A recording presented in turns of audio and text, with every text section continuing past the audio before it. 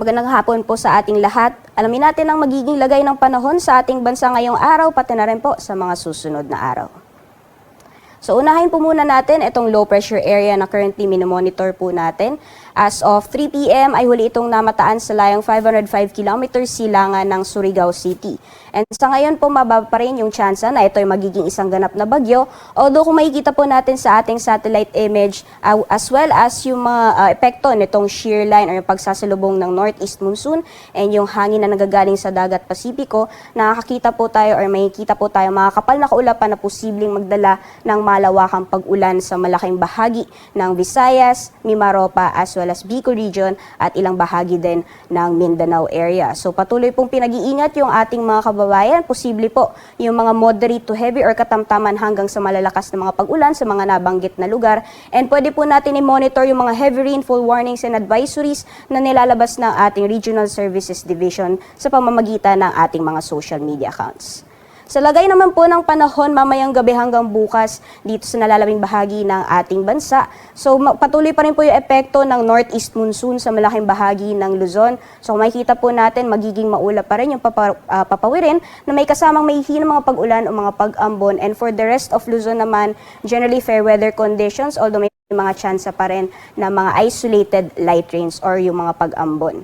And then for the rest of Mindanao, particularly dyan sa western sections as well as southern portions ng Mindanao, although nakikita po natin yung bahagyang maulap hanggang sa maulap na kalangitan, meron din pong mga tsansa na mga isolated rain showers or thunderstorms. So alamin naman po natin ang magiging lagay ng panahon bukas dito sa Luzon.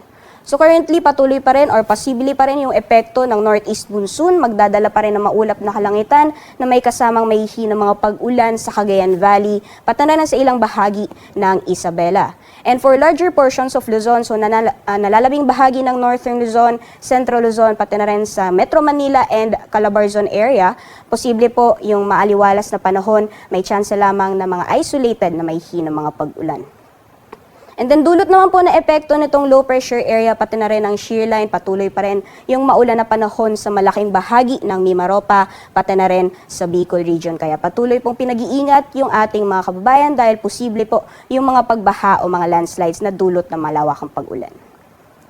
Sa agwat naman ng temperatura sa mga piling syudad sa Luzon, sa Lawag maglalaro mula 25 to 33 degrees Celsius, 28 degrees Celsius maximum temperatures para sa Tuguegarao at 16 to 25 degrees Celsius agwat ng temperatura para sa Baguio.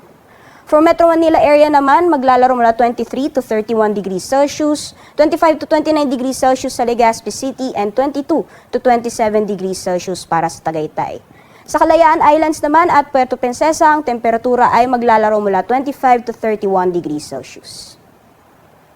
Alamin po natin ang magiging lagay ng panahon sa Visayas at Mindanao bukas. So patuloy pa rin po yung epekto nitong shear line as well as yung low pressure area at magdadala pa rin ng maulan na panahon sa buong Kabisayaan, pati na rin sa northern Mindanao, Caraga as well as Davao region. Dahil inaasahan po natin na magpapatuloy yung mga pag-ulan, so magiging saturated na po yung mga kalupaan, mas magiging susceptible po yung mga areas na posible po yung mga flash floods or landslides. So pinag-iingat pa rin po yung ating mga kabayan sa mga nabanggit na lugar.